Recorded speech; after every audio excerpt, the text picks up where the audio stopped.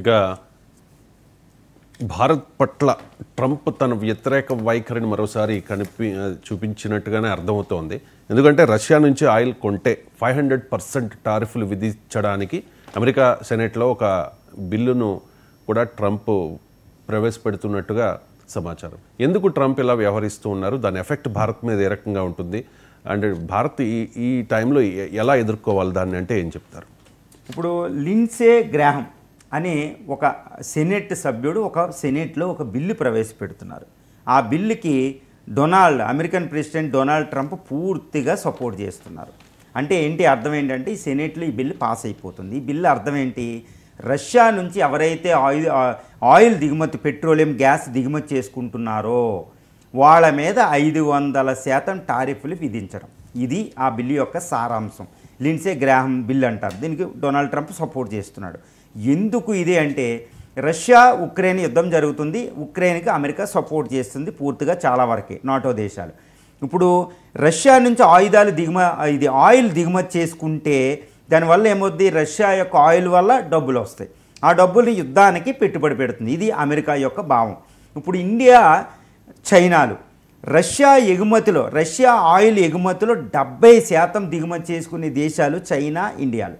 అంటే ఏంటి, ఈ గత 5 సంవత్సరాల నుంచి మీకు గ్రాఫ్ చూస్తే మనకు ఒకటి అర్థమవుతుందన్నమాట. ఈ రష్యా నుంచి భారతదేశ అవసరాల్లో 40 నుండి 44% ఈ ఆయిల్ దిగుమతి చేసుకుంటున్నాం. అంటే ఇప్పుడు ఒకప్పుడు సౌదీ అరేబియా, ఇరాక్, యుఏఈ ఈ దేశాలు ఉండే, కువైట్ లాంటివి. కానీ ఇప్పుడు రష్యా భారతదేశానికి అతిపెద్ద ఆయిల్ ఎగుమతిదారుగా అవతరించింది. 44% ఆయిల్ దిగుమతి చేసుకుంటున్నాం. 44% అంటే ఎంత అంటే సుమారు లాస్ట్ ఇయర్ మనం భారతదేశం 2023-24లో భారతదేశం $130 బిలియన్ విలువైన ఆయిల్ 232 మిలియన్ మెట్రిక్ టన్స్, అంటే మిలియన్ బ్యారల్స్ అని ఒక బ్యారల్ అంటే ఒక అనమాట, 180 లీటర్లు ఉంటుంది. 232 మిలియన్ బ్యారల్స్ మనం దిగుమతి చేసుకున్నాం. అందులో 40% రష్యా నుంచి. $132 బిలియన్ చెల్లించాం. అందులో 44% అంటే సుమారు మనకి ఎంత అవుతుందండి, $60 బిలియన్ వరకే రష్యాకి మనం చెల్లించాం. రష్యాకి $60 బిలియన్ డబ్బు ఇచ్చాం. అంటే రష్యా ఆంక్షలు ఎదుర్కొంటుంది ఉక్రెయిన్ యుద్ధం వల్ల. నాటో దేశాలు, యూరోపియన్ కంట్రీస్, EU దేశాలు, అమెరికా విధించింది. కాబట్టి రష్యాకు డబ్బు లేదు, ఆర్థికంగా కొంచెం సంక్షోభాన్ని ఎదుర్కొంటుంది. కానీ భారతదేశం $60 బిలియన్ సంపాదించింది. అదేవిధంగా చైనా కూడా ఒక $60-70 బిలియన్ ఇచ్చింది.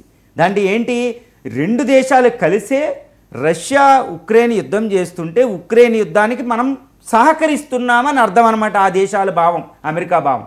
ఈ విషయాన్ని యూరోపియన్ యూనియన్ మన ఫారిన్ మినిస్టర్ సుబ్రహ్మణ్యం జయశంకర్ గారు వెళ్ళినప్పుడు యూరోపియన్ యూనియన్ మెంబర్స్, యూరోపియన్ సభ్యులు ఈ విషయాన్ని ప్రస్తావించారన్నమాట. కానీ అక్కడ జయశంకర్ గారు మామూలు చెప్పు దెబ్బ కొట్టినట్టే యూరోపియన్ యూనియన్ కంటే. ఆయన ఏమన్నారంటే, ఒకటే అన్నారు, మీరు ఆయిల్ అనేది మీరే ఎక్కువ దిగుమతి చేసుకుంటారు రష్యా నుంచి, గ్యాస్ని మేము చాలా తక్కువ దిగుమతి చేసుకుంటున్నాం.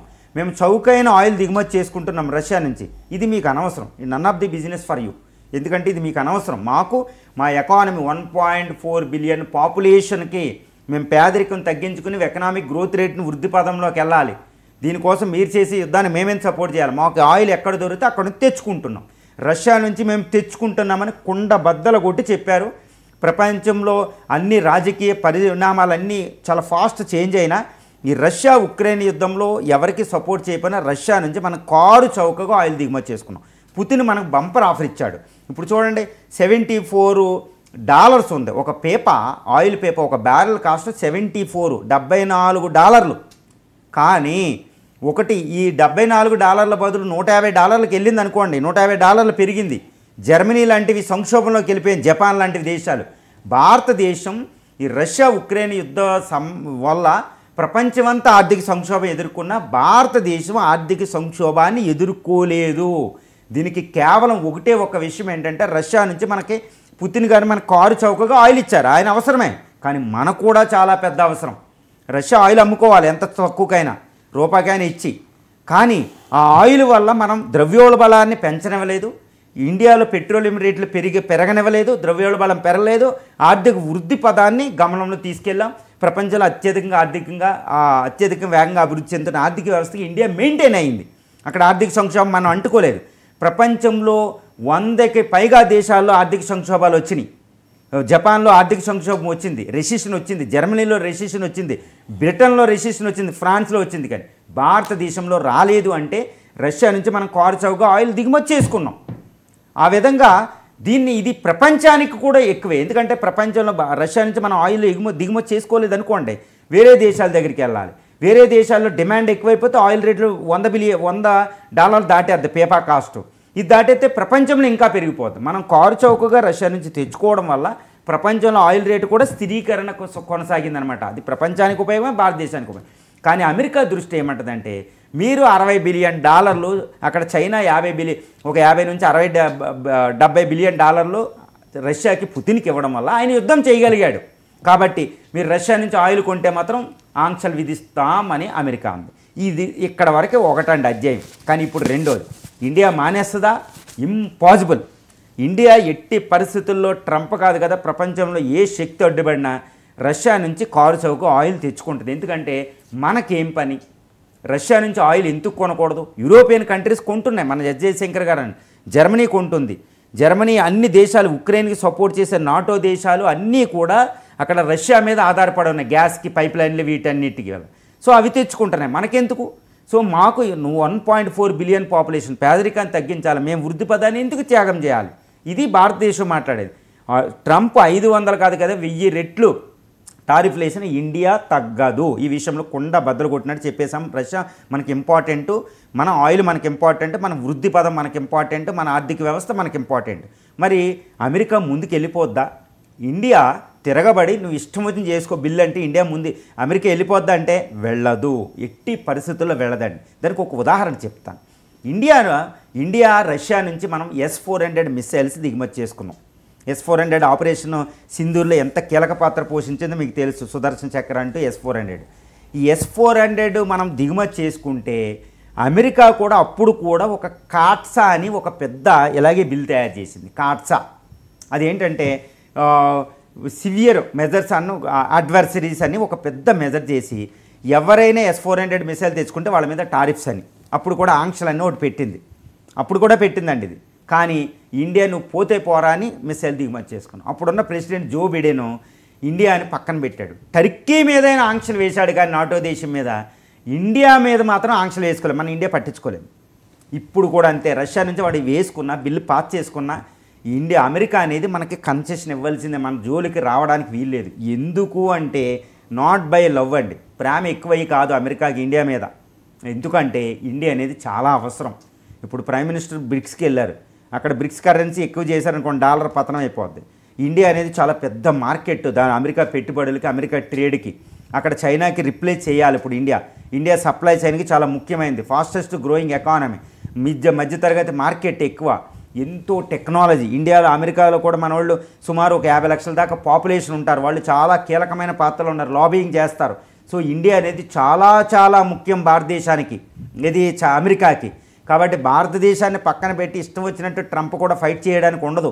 ఎన్ని చేసుకున్నా ఇండియా ఆయిల్ దిగుమతి చేసుకుంటూనే ఉంది. ఫిబ్రవరి యుద్ధం 2022లో మనకి రష్యా ఉక్రెయిన్ యుద్ధం మొదలైనప్పటి నుంచి పుతిన్ నుంచి ఆయిల్ తెచ్చుకుంటున్నాం. ఇక్కడ కూడా మానే ప్రసక్తి లేదు. అమెరికాలో సెనేట్లో బిల్లు పాస్ అయినా అమెరికా విచ్చలవిడిగా మన మీద ఆంక్షలు విధించడానికి ఉండదు. మీకు ఎగ్జాంపుల్ కాట్సా S-400 మనం తెచ్చుకున్నాం పోతే పోరా అని. S-400 ఎంత కీలక పాత్ర పోషించో చూడండి. కాట్సాని పక్కన పెట్టి మన మీద ఆంక్షలు పెట్టలేదు, టర్కీ మీదైనా ఆంక్షలు వేసుకుంది. కానీ సో ఇండియా ముందుకెళ్ళిపోతుంది, ఇండియా మొండిగా ముందుకెళ్తుంది. అమెరికా మొండిగా మన మీద ఆంక్షలు విధించడం హైలీ ఇంపాసిబుల్. ఆంక్షలు విధిస్తే అది అమెరికాకే లాసు, చైనా పెరిగిద్ది. అమెరికా గ్రేట్ అయ్యాను కదా, అమెరికా నెవర్ గ్రేట్ అని ఎక్కువ అవ్వదు. కాబట్టి ఇప్పుడు వార్తల్లో నిలుస్తున్న ఈ బిల్లు, సెనెట్లో వచ్చే బిల్లు అనేవి బెదిరించడానికి ఉపయోగపడతారు.